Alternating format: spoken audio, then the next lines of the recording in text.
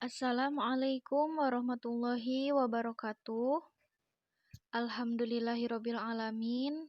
Pada kesempatan kali ini, Ibu masih diberikan kesehatan dan semoga juga kalian sehat walafiat sehingga kita dapat melaksanakan pembelajaran PAI pada kelas 7 dengan judul Selamat datang wahai Nabi kekasih Allah Subhanahu wa taala. Nah, bab ini akan menjelaskan tentang proses atau strategi dakwah Nabi Muhammad di kota Mekah. Nah, adapun tujuan pembelajaran pada hari ini yaitu Jumat tanggal 6 November 2020 yaitu untuk mengetahui strategi dakwah Nabi Muhammad Shallallahu alaihi wasallam di Mekah. Nah, dakwah Nabi Muhammad di Mekah itu dibagi menjadi dua ya.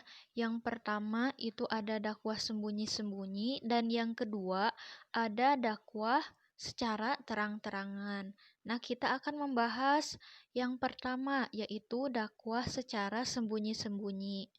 Nah, kan Nabi Muhammad diberi wahyu pertama yaitu surat Al-Alaq ya ayat 1 sampai 5, lalu diturunkan juga wahyu yang kedua yaitu surat Al-Mudaththir ayat 1 sampai 7. Nah, dari mulai diturunkannya wahyu kedua ini, Nabi Muhammad berdakwah secara sembunyi-sembunyi. Dengan bagaimana caranya? Yaitu dengan cara Nabi mengajak orang-orang terdekat dengannya dengan tujuan agar mereka lebih dulu percaya kepada seruannya dan mengikutinya. Nah, adapun tempat yang dijadikan Nabi Muhammad untuk berdakwah yaitu di rumah Al-Arqam bin Abil Arqam Al-Khuzumi. Nah, ini merupakan masih keluarga Nabi Muhammad ya. Jadi tempat yang dipilih untuk berdakwahnya Nabi secara sembunyi-sembunyi itu di Baitul Arqam ya atau rumahnya Al-Arqam. Nah, orang-orang yang pertama memeluk Islam itu disebut atau dikenal dengan As-Sabiqunal Awalun. Nah, adapun yang disebut As-Sabiqunal Awalun itu ada Siti Khadijah, lalu ada Abu Bakar, ada Ali bin Abi Thalib, lalu ada Zaid bin Harisah dan Ummu Aiman. Nah, kalau Siti Khadijah itu dari golongan istri Nabi, lalu Abu Bakar dari sahabat, Ali bin Abi Thalib sahabat dan lain sebagainya. Nah, selain yang disebut di atas gitu ya, berkat bantuan Siti Khadijah, nah dan Abu Bakar, dari hari ke hari orang-orang yang beriman kepada seruan Nabi Muhammad itu semakin bertambah gitu ya, baik itu pria maupun wanita.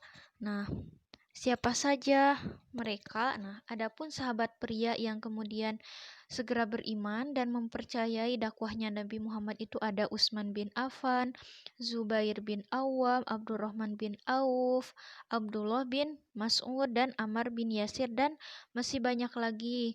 Nah, ini biasanya sahabat-sahabat ini adalah 10 sahabat yang dijanjikan masuk surga oleh Allah.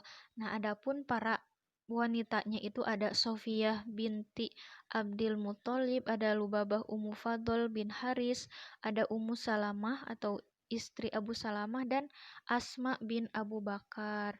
Nah, untuk lebih lengkapnya lagi bisa dibaca ya di buku paket atau di LKS untuk siapa-siapa saja yang mengikuti dakwahnya Nabi Muhammad setelah tadi yang disebut As-Sabiqunal Awalun. Lalu yang kedua, dakwah Nabi itu dilaksanakan secara terang-terangan. Jika tadi itu masih sembunyi-sembunyi, nah sekarang itu ada dakwah terang-terangan. Nah, mengapa Nabi melakukan dakwah terang-terangan gitu? Karena Nabi menerima wahyu ketiga pada saat itu yaitu surat Al-Hijr ayat 94 sampai 95 yang berbunyi seperti ini.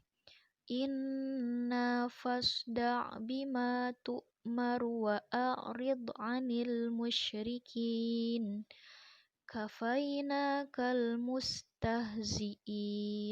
yang artinya, maka sampaikanlah olehmu secara terang-terangan segala apa yang diperintahkan kepadamu, dan berpalinglah dari orang-orang yang musyrik. Sesungguhnya kami memelihara daripada kejahatan orang-orang yang memperolok-olokan kamu. Quran Surat Al-Hijr ayat 94-95.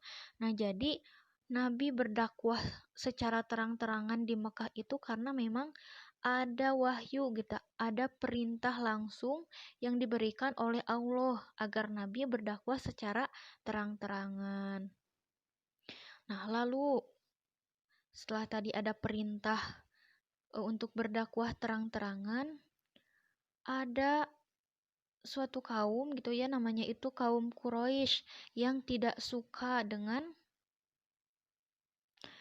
dakwahnya Kanjeng Nabi dan tidak percaya akan agama yang disampaikan oleh Kanjeng Nabi.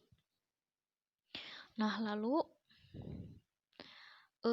kafir Quraisy itu pun berusaha sekuat tenaga untuk menggagalkan dakwahnya Nabi. Nah, karena Nabi dianggap orang yang sesat gitu ya. Mereka tidak mempercayai agama dan mereka tidak beriman dengan apa yang disampaikan oleh Nabi Muhammad. Nah, tapi kenyataannya kaum Quraisy ini banyak mengalami kegagalan gitu ya untuk menghambat dakwah Nabi, menjadikan mereka semakin marah dan emosi. Nah, budak-budak kafir Quraisy yang masuk Islam itu dibunuh dan disiksa. Nah, bahkan seluruh pengikut Nabi selalu diancam dan diteror agar menolak ajakan Nabi. Nah, ada paman Nabi yaitu Abu Jahal gitu ya. Nah, Abu Jahal ini orang yang walaupun pamannya tapi dia tidak percaya gitu ya, tidak beriman kepada Nabi Muhammad. Nah, Abu Jahal ini menyewa orang Yahudi untuk mengejek dan mencaci maki Nabi Muhammad dengan harapan Nabi Muhammad itu berhenti berdakwah. Tetapi dalam proses itu semua justru akhirnya Yahudi itu yang masuk Islam. Karena apa? Karena ketulusan akhlak Nabi ya, kebaikan Nabi Muhammad sehingga mereka luluh dan mau menerima agama Islam. Nah, setelah kafir Quraisy gagal melakukan tekanan, mereka menawarkan harta benda, wanita, dan pangkat agar Nabi Muhammad mau meninggalkan dakwahnya. Nah, semua usaha kafir Quraisy ini gagal gitu ya untuk membuat Nabi berhenti berdakwah. Nah, akhirnya kaum Quraisy memboikot Nabi Muhammad, Bani Muthalib dan Bani Hashim. Nah, karena pemboikotan ini, umat Islam terkurung di celah-celah kota Mekah bernama Shib. Pemboikotan ini berlangsung selama 3 tahun ya, dimulai pada tahun ke-7 kenabian. Seperti itu. Nah, lalu apa sih isinya pemboikotan kaum Quraisy itu? Yang pertama, kaum Quraisy tidak akan menikahi orang Islam. Lalu kaum Quraisy tidak menerima permintaan nikah dari orang Islam. Nah, kaum Quraisy tidak akan melakukan jual beli dengan orang Islam, tidak akan berbicara atau menengok orang Islam yang sakit, lalu tidak akan mengantar mayat orang Islam sampai ke kuburan, lalu tidak akan menerima permintaan damai dengan orang Islam dan menyerahkan Nabi Muhammad untuk dibunuh. Nah, tapi undang-undang pemboikotan ini digantung di dinding Ka'bah. Penulisnya itu bernama Mansur bin Ikrimah.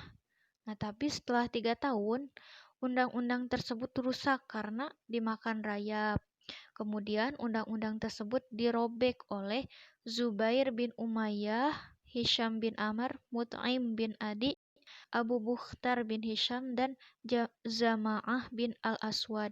Mereka merasa kasihan dengan siksaan kaumnya kepada Bani Hashim dan Bani Muthalib. Nah, jadi orang-orang yang merobek ini merupakan orang-orang dari kaum Quraisy itu sendiri. Karena mereka kasihan kepada kaumnya, maka mereka merobek undang-undang tersebut dan otomatis seluruh isi pemboikotan itu menjadi gugur dan umat Islam kembali menjadi terbebas.